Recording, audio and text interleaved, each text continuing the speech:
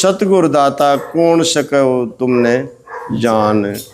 नेति नेति करे श्रुति, चारों ही वेद नेति नेति करके तेरी उपमा करते करते वो भी शांत हो गए। बाइबल थकी कुरान, कुरान भी जो है नहीं निर्णय कर पाई और बाइबल भी शांत हो जाती है। तू बेअंत है, बेअंत है, बेअंत है। 6 वो शास्त्रवाद में रहेगी और ये झूठे पड़े पुराण, इनसे भी संत का निर्णय नहीं हो सकता, क्योंकि संत का भेद वेद क्या जाने। जो संता ने किया, जैसे मात पिता का क्या जन्म पिछाने, जैसे पुत्र दिया। रे माली का क्या जन्म पिछाने, जिन दस्ते बूटे लाए ने। दास गुलाब की खेती जाने, जिन जो किसान उगाए नहीं। जैसे बेटा बेटी माँ बाप का जन्म कैसे हुआ था, ये निर्णय कर सकते हैं? नहीं कर सकते। माली जिसने खुद दस्ते बूटे लाए हैं, वे दस्ते बूटे क्या माली का निर्णय कर सकते हैं? कदापि नहीं कर सकते। जो किसान ने खेती उगाई है, वह खेती किसान का निर्णय कर सकती है? कदापि नहीं कर सकती। तो ये वेद शास्त्र ग्रंथ पोथियां ये महापुरुषों से प्रकट हुए हैं, तो ये उन महापुरुषों का निर्णय नहीं कर सकते। जागृत से जुदा, सौपन से न्यारे और नहीं शशोपति म्यान।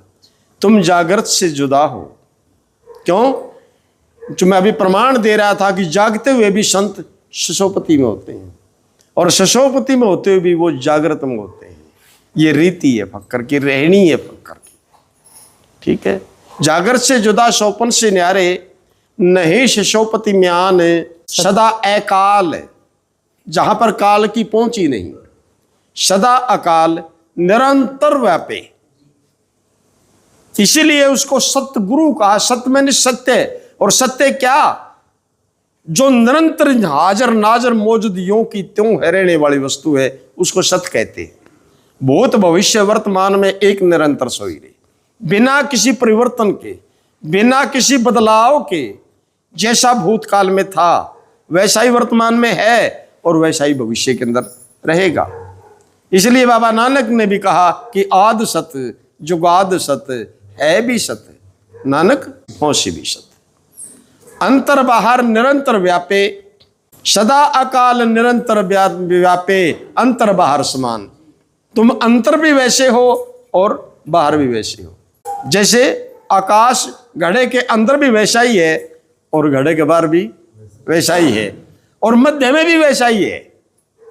जो बीच के अंदर बाहर आकाश है और घड़े के अंदर भी आकाश है, लेकिन घड़े वाले आकाश के अंदर और बाहर वाले आकाश के अंदर क्या अंतर है?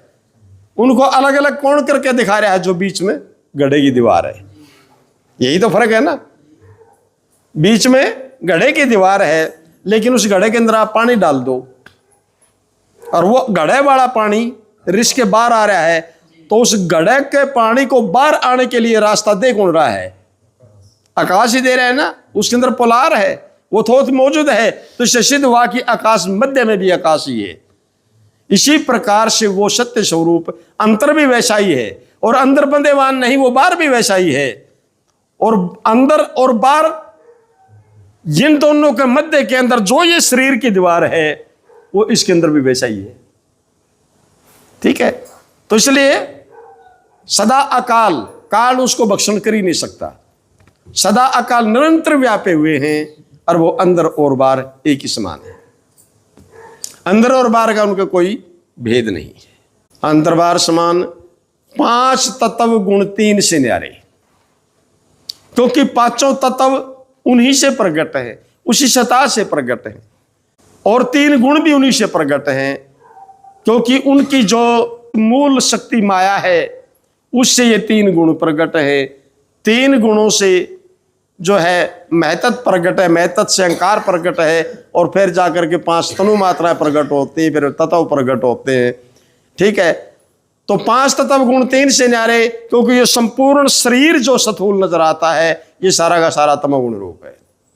अंतःकरण इसके अंदर सतोगुण रूप है, लेकिन ये तमोगुण रूप होता हुआ भी इसके अंदर रजोगुण का भी प्रभाव रहता है। अंतःकरण आपका जो है वो शुद्ध सतोगुण रूप होता भी, उसके अंदर भी रज और तम रहते हैं। जैसे अहंकार तमोगुण रूप है, वो अंतःकरण का ही तो पार्ट है। ठीक है, आपका मन और चित्त रजोगुण रूप है, वो भी अंतःकरण का ही पार्ट है। और बुद्धि वो जो सतोगुण रूप है, क्योंकि ज्ञान का पात्र है बुद्धि, तो वहां पर भी जो है बुद्धि में भी तमोगुण छा जाता है। तो इस प्रकार से आप ना मन हो, ना चित्त हो, ना बुद्धि हो, ना अहंकार हो, आप इनके साक्षी हो, इनको जानने वाले हो।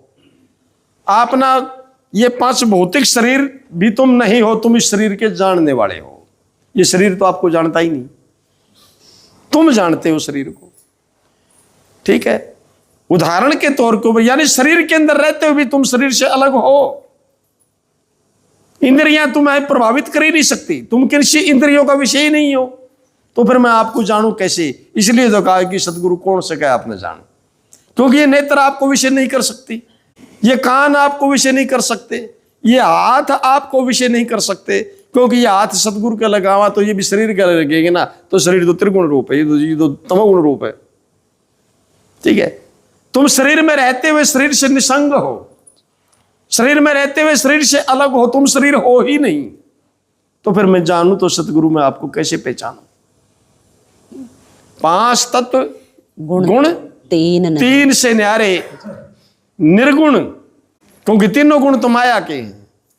माया नाम अज्ञान का है, ये तीनों गुण तो अज्ञान के हुए, लेकिन मेरे सतगुरु आप तो ज्ञान स्वरूप हो, इसलिए 3 गुणों से भी परे। 5 तत्व गुण 3 से न्यारे निर्गुण, तुम निर्माण, तुम निरंतर निर्माण स्वरूप हो। अगर मैं आपको जड़ कहूं तो आप जड़ नहीं, क्योंकि आप चैतन्य स्वरूप हो। अगर मैं चेतन कहूं तो मैं आपसे किसकी तुलना करके, किससे आपको तोलूं कि मैं आपको चेतन कहूं, क्योंकि जड़ वस्तु कोई बराबर में है ही नहीं।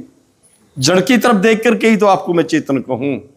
ठीक है, तो सत्य कहूं तो फिर असत्य की उपाधि से लेकर के आपको सत्य कहा जा सकता है, लेकिन आपको तो कोई उपाधि है ही नहीं, आप तो निरुपाध हो।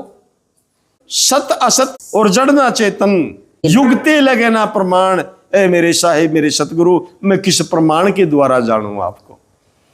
मैं किस युक्ति के द्वारा जानूं आपको?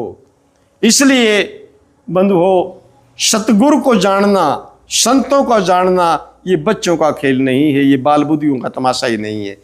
और जिसने संत को जान लिया, जिसने सतगुरु को जान लिया, मैं आपको निसंक भाव से कहता हूं, उसके लिए जानना और कुछ विशेष नहीं रहता। ठीक है, संत को कोई संत ही जान सकता है, असंत नहीं जान सकता। उसी घर का ही वासी उसको पहचान सकता है, दूसरे की पकड़ में आता ही नहीं संत। लेकिन संत को कोई बाणे से तोलता है, कोई क्रिया से तोलता है, कोई उसकी एक्टिविटी से तोलता है, कोई उसको देह से ही तोल रहा है। ये तो अपने अपने नजरिए हैं, लेकिन ये संत का जानना नहीं है, संत को नहीं जाना गया है। ठीक है, ऐसी कौन सी कसौटी है रे जिस पे चढ़ा करके हम संत को तोल दे? मैं एक चीज को, सतगुरु को, उनको जानना, उनको जानने के लिए उन जैसा ही होना पड़ेगा, उनको उन्हीं जैसा होकर के जाना जा सकता है। अन्यथा केवल मन के घोड़े दुड़ाने से जो है संत को नहीं जाना जा सकता। ठीक है ना? तो ऐसा भाव था इस जो है शब्द का।